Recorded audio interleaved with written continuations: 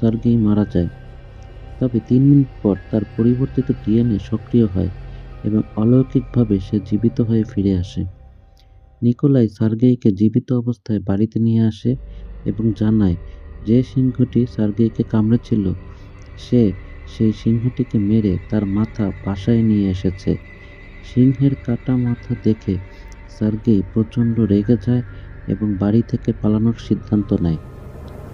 সে দিমিত্রিকে তার বাবার কাছে রেখে একটি কন্টেইনার জাহাজে করে রাশিয়ায় পাড়ি জমান।